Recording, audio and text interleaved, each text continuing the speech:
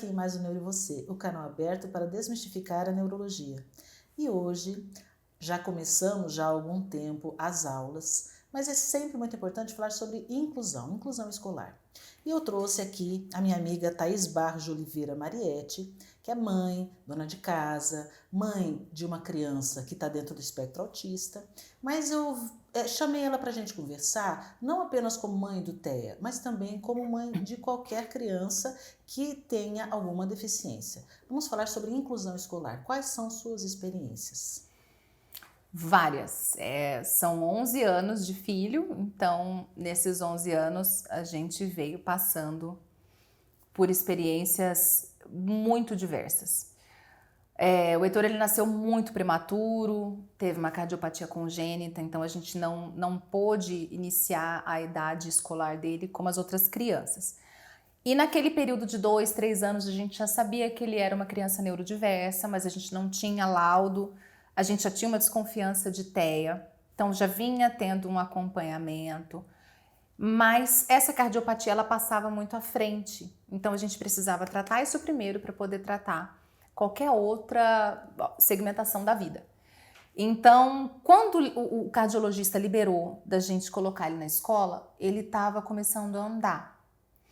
Então eu achei que seria uma fase boa para colocar ele no maternal, para ele ficar com os pares, para ele ter trocas. E ali ficou muito claro que ele era uma criança neurodiversa, porque era completamente diferente a evolução dele das outras crianças.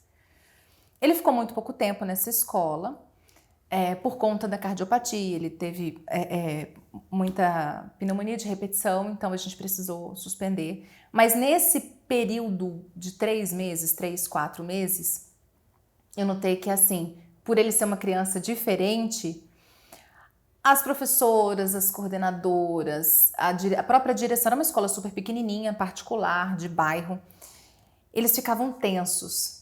Era quase como se fosse uma persona não grata. É como se meu filho fosse uma bomba relógio. Aquilo ali vai destravar em algum momento, vai explodir, vai dar trabalho. Você tem que procurar saber o que ele tem. E gostaria de saber também na época, mas a gente não tem uma... Nem o neurologista tinha como ter todas as informações, que era muita informação para se fechar um diagnóstico naquele período. Passada a cirurgia cardíaca, passado esse período de mais um tempo em casa, a gente de novo procurou outras escolas.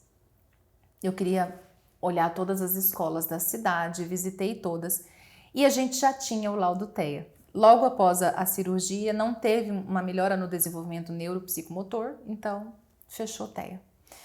Então, já com o laudo na mão e uma ideia na cabeça, lá fomos nós para a Via Sacra. Eu lembro dele pequenininho, assim, dormindo no colo, a gente entrando nas escolas. E que bom que ele estava dormindo, porque algumas escolas recebiam a gente super bem. Outras, de repente, magicamente, a vaga sumia. E as que recebiam a gente super bem, quando a gente falava a palavra autismo, era como se estivesse falando assim, apocalipse. Meu filho vai destruir a sua escola. Você não vai mais ter paz. Olha... E naquele período, naquele ano, estava surgindo aqui em Campo Grande, tinha acontecido um escândalo de uma escola em específico, que uma mãe teve problema, a criança foi expulsa porque era autista. E aquilo me tocou muito, aquilo me deixou muito assustada. E eu tinha uma ideia completamente equivocada. Não, meu filho tinha que ir para uma escola particular, porque se eu pago, então eu posso oferecer o melhor. E é uma mentalidade muito errada, seja para o seu filho neurotípico ou atípico. Enfim, acabei insistindo numa escola particular que a coordenadora se interessou. Essa coordenadora ela trabalhava numa escola no SEDAI, escolas para surdos, e ela fazia um trabalho muito bonito lá. Ela se interessou pelo caso do Heitor. Ela falou, olha, eu nunca tive nenhum aluno TEA, mas eu me interesso. E é uma escola pequenininha, muito doce, 4, 5 crianças por sala, o layout da escola era gostoso, tinha um valor afetivo, aquele ambiente era todo afetivo, todo mundo se conhecia. ia até mais ou menos a 5ª série, então todo mundo tinha contato, enfim. O primeiro ano ele foi pouco, porque muita virose, então a gente não teve como ter uma base dessa nossa relação. Mas eu via que as atividades dele eram bem menos elaboradas do que a das outras crianças. Eu achava que aquilo era normal, porque poderia ser uma fuga da demanda, uma dificuldade. Não tinha, como eram poucas crianças e uma professora regente, então não tinha um professor de apoio. E eu achei que naquele período também não seria necessário, até porque ele já começou a fazer, naquele período ele começou a fazer a intervenção ABA, e fazia TO, e fazia fono, fazia ecoterapia, o que é uma loucura, porque a gente acaba, depois do diagnóstico, a gente acaba colocando o filho da gente em um monte de terapia e eles ficam com uma agenda de executivo. Verdade. E qual é o momento que essa criança tem para ser criança? Para ter ócio. Só ócio? Não tem. Então foi uma das cabeçadas que eu dei no início da maternidade atípica, já laudada. E aí essa escola, passado esse primeiro ano, quando foi o segundo ano, já era um período de pré-alfabetização. Naquela turminha ele passaria para o primeiro ano. E aí, logicamente, o desenvolvimento super aquém, ele não usava o lápis, ele tinha dificuldade sensorial para segurar o lápis, tinha uma gastura com o barulho do lápis no papel. Então a gente tinha que trabalhar isso muito, muito, muito em terapia. Então isso reverberava na escola. E eu comecei a sentir que, de novo, aquele ambiente de eu sou persona não grata. Eu já me sentia estranha no ninho, assim, olha, então, ano que vem ele vai para o primeiro ano, ele vai precisar de uma professora de apoio. Era uma escola que não era cara e uma professora de apoio oneraria mesmo. A gente tem que entender que a escola ela é uma empresa e ela visa lucro. E ali, se o seu aluno não dá, se o seu filho não vai dar lucro, ele não é interessante. É cruel falar isso? É. Ao mesmo tempo que você entende que você não pode onerar aquela escola, é direito dele. É o direito dele. Então quer dizer que ele é um peso. E aí eu comecei a sentir que, olha, ano que vem vai ser difícil. Houve uma situação na escola em que a professora ela sofreu um acidente e não foi naquele dia. E as crianças da sala do meu filho, elas foram ter uma aulinha junto com o primeiro ano. Como eram 4, 5, cabia na sala do primeiro ano. Então, não era mais aquela mesinha oval, eram mesinhas de filinhas indianas. E aí, essas crianças ficaram lá e o Heitor não. O Heitor ficou solto. Atividades soltas. E eu fiquei muito zangada. Eu falei, gente, se é pra ficar solto, deixa em casa, Netflix. Se é pra ficar, né? Ócio, tá bom. Não gasto gasolina. E aquilo foi um impacto para mim, foi uma virada de chave, de bom, a escola, naquele caso eu entendia, eu conheço aquelas pessoas, então eu sabia que era muito mais por falta de informação, eles estavam muito mais com medo do meu filho e do Teia e de mim, e eu era realmente persona não grata por conta disso, eu era uma estranha no ninho, eu era um urubu no meio de um ninho de pardalzinho, então quem vai querer? E aí foi minha virada de chave para procurar escolas que tivessem acompanhamento com professores. Então eu procurei escolas particulares e via que o valor era fora do que eu podia pagar. E fui nas escolas públicas.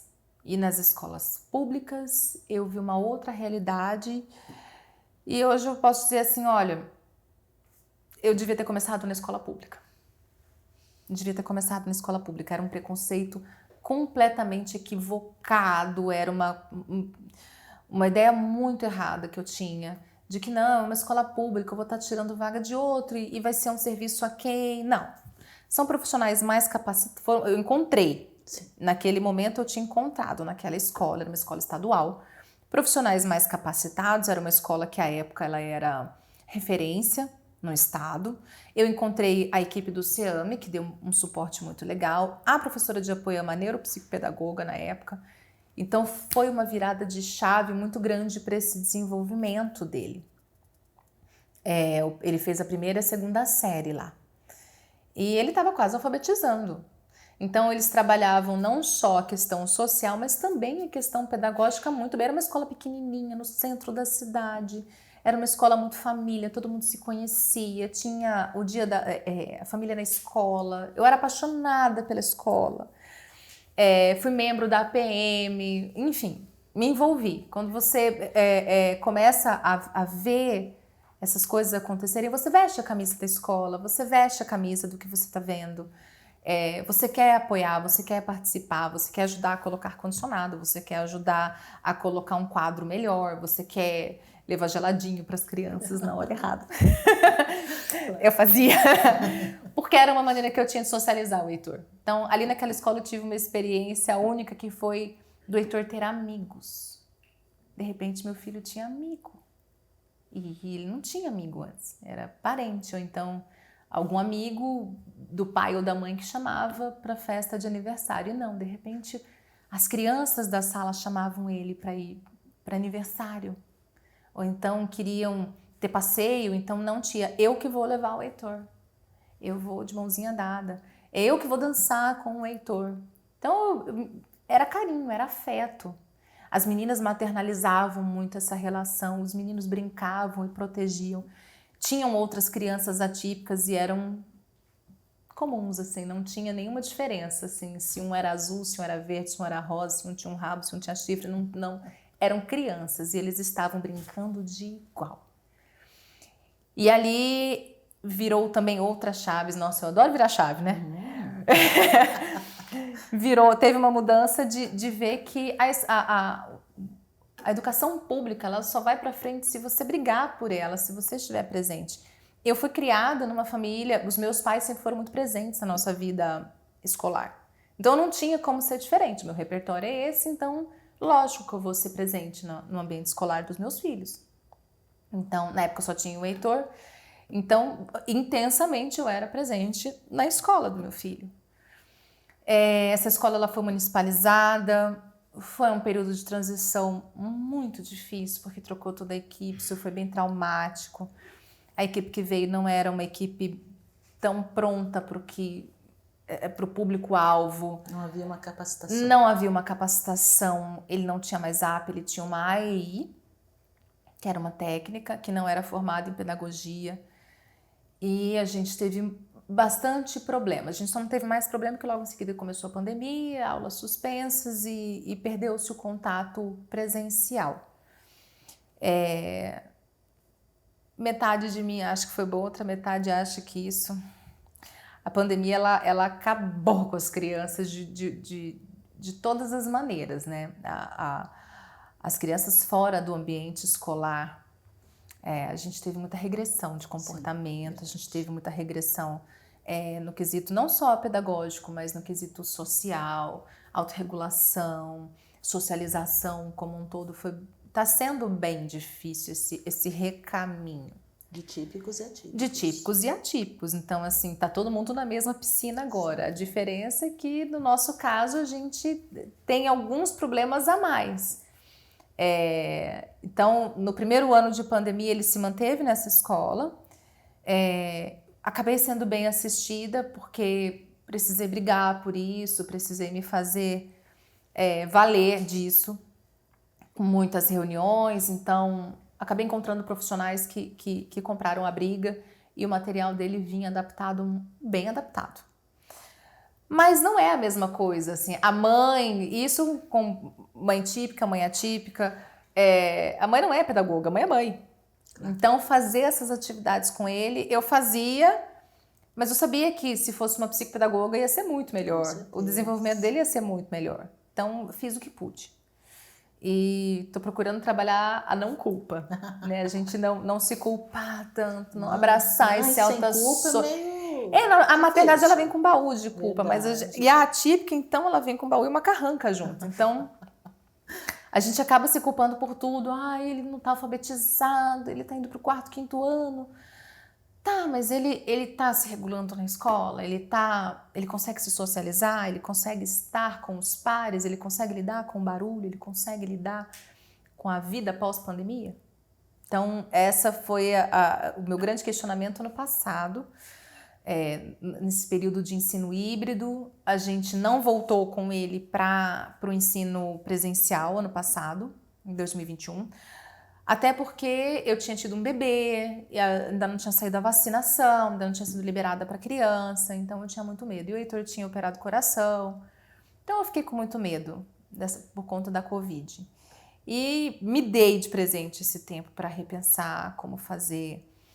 No ano de 2021 eu mudei de escola, eu fui para uma escola mais próxima da minha casa, uma escola enorme, com um contingente completamente diferente da escola anterior. A anterior era pequenininha, no centro da cidade, 150 alunos por período. A de agora são quase 900. Uau. São das criancinhas piticas, G5, G4, GGG, até o nona série. E de todos os tamanhos as crianças. Então, o interessante é, ele está se expondo a mais crianças, a mais adolescentes, ele agora é um pré-adolescente, literalmente. E bem-vinda à vida, né? Ai, maternidade é igual jogar Super Mario, cada fase é um pouquinho pior. E agora, nessa escola mais próxima da nossa casa, a gente está tendo um acompanhamento, quem acompanha ele é uma estagiária, a professora regente é maravilhosa. E ele tem nessa escola ela tem uma estrutura que tem uma sala de apoio, que é uma sala para crianças atípicas, para trabalhos de crianças atípicas. Eu tive a oportunidade de entrar nessa sala, uma sala com mesinha, com brinquedos, com coisas lúdicas, com livros, com materiais sensoriais, extintores, algumas coisas assim, para ajudar aquela criança a se regular e voltar para a sala de aula regular, com os pares, né? Então, em dados momentos, ele fica um pouco nessa sala de recursos e depois ele volta para a sala. Ele tem esses momentos de intercalar. Tá sendo bom? Tá sendo assustador. Por que assustador? Porque as crianças todas elas voltaram muito ansiosas, claro. As típicas e as atípicas. Sim, sim. Então, fazem mais barulho, mais algazarra, as expectativas. Essas crianças, elas... ele está no 5º ano, então ele estava no 3º, pensa. Ainda brincavam de Ben 10, agora claro. Já está na pré-adolescência, naquela coisa de meninos contra meninas, meninos não gostam de meninas. Clube do Bolinha, da Luluzinha. Tá começando isso agora, então já tem uma mudança de comportamento na vida em si. Sim. Mas a volta para um ambiente com 900 pessoas mais ou menos por período, um barulho, cheiro, profusão de luz, cheiro, barulho, são muitos estímulos para quem não estava acostumado, para quem já tem uma hipersensibilidade e para quem não estava acostumado porque estava em casa. Aquela... agenda que ele tinha antes de natação, vai para cá, vai para lá, participa da academia de jiu-jitsu do papai, junto com o papai, vai com a mamãe para um projeto, vai com não sei o que. Aquela vida social acabou. Então ele ficou em casa trancado, no casulo, 2 anos. Nesse período veio o irmãozinho, né? E aí no final das contas volta para a escola com 900 crianças. E como é que ele está se saindo? Melhor do que eu esperava. A gente entra um pouquinho mais tarde a gente fez umas experiências para saber como que ele iria se adaptar. Primeiro ele foi se adaptando com as pessoas próximas, mas ele é um menino social, então ele já fez amizade com o Mirim, ele já fez amizade com a professora, com outro professor, ele vai com a tia da cozinha, ele gosta de macarrão, então ele vai lá todo dia saber se tem macarrão, e ai de mim se não fizer o macarrão igual. Ele fica integral? Não, ele fica meio período. O período da manhã ele fica em casa comigo, ele faz as atividades ele faz as atividades dele. E à tarde ele vai para a escola. E aí eu busco ele um pouco mais cedo. Ele entra um pouquinho mais tarde, uns 10 minutos depois de tocar o sino, para passar aquele barulho da acolhida, aquela algazarra inicial. E aí ele entra depois e sai um pouquinho antes também. Ótimo. Eles tiveram esse cuidado, graças a Deus, porque viram que era muito tempo para ele. Então, assim, ele se desgasta bastante. Você vê que ele volta com uma sobrecarga sensorial muito grande, ele volta com uma estafa, ele fica umas 2 horas deitado depois. Aí eu já não sei se é adolescência, se é sensorial. Provavelmente as 2 coisas. As 2 coisas de mãos dadas. Verdade. Eu que lute. E aí ele volta muito cansado. Mas como ele não tem uma fala funcional, como que eu sei do dia a dia? Eu procuro conversar com a professora, com a estagiária que o acompanha, com a coordenação, com a professora da sala de apoio. Procuro ter um diálogo com elas mais próximo. procuro estar mais próxima da escola e procuro observar o comportamento dele principalmente.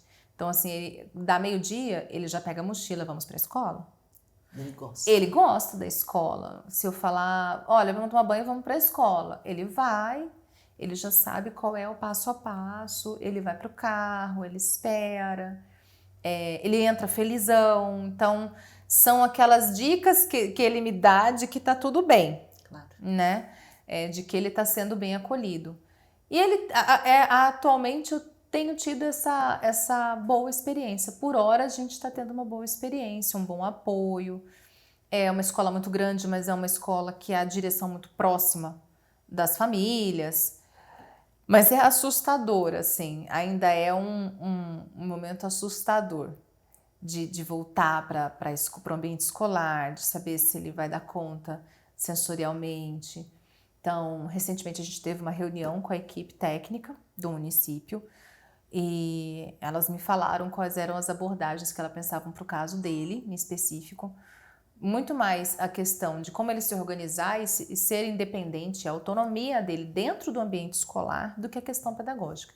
E eu também tinha concordado com isso, porque exigir a questão pedagógica agora, para ele em específico, não seria funcional, seria até cruel. Então, saber que eles têm esse entendimento e que a gente consegue trabalhar em paralelo está sendo bom. Eu acho que a boa vontade é aliada ao bom senso. Sim, sim. Esse é o melhor mote que a gente poderia ter. Ter esse bom senso, a boa vontade. A inclusão, ela é a ideal, ela é a sonhada? Não, eu acho que a gente não tem aqui no Brasil, a gente não tem ainda nenhum exemplo assim de, nossa, essa inclusão aqui tá perfeita, isso é realmente inclusão. Não, na verdade a gente vem tentando todos os dias o que é a inclusão, o que é essa reeducação de colocar essas pessoas neurodiversas junto com as outras pessoas típicas. Sim. Eu estudava na escola nos anos 90 e eu não tinha nenhum coleguinha atípico, não tinha colega com Down, não tinha colega autista, não sabia nem o que era autismo. E hoje você vê as crianças típicas tendo a oportunidade de coexistir com crianças com diversas atipicidades, microcefalia, Down, Séquel, TEA e uma pá de outras neurodiversidades, assim. E o quão rico isso é, porque se a gente só pensar, eu não sou contra a escola especial. Eu acho que ela se faz necessária para alguns casos e caso os pais escolham, é o direito dos pais essa escolha. Claro. Mas eu não penso em colocar o Heitor numa escola especial até o momento, porque eu acho que ele não vai, seria colocar ele numa bolha só das mesmas pessoas com os mesmos problemas. E o mundo não é feito só dessas bolhas. Você, na vida real, você vai coexistir com várias pessoas diferentes. Claro. Então, é enriquecedor tanto para o Heitor como para as crianças. Como para as crianças ao redor. Dele, ao redor, claro. Exatamente. Poxa, muito obrigada. Quisera eu ter mais tempo para a gente conversar mais. Vou trazê-lo outras vezes. Pode ser. Muito obrigada. Obrigada. A você que nos assiste, muito obrigada. Dúvidas, sugestões, entre em contato.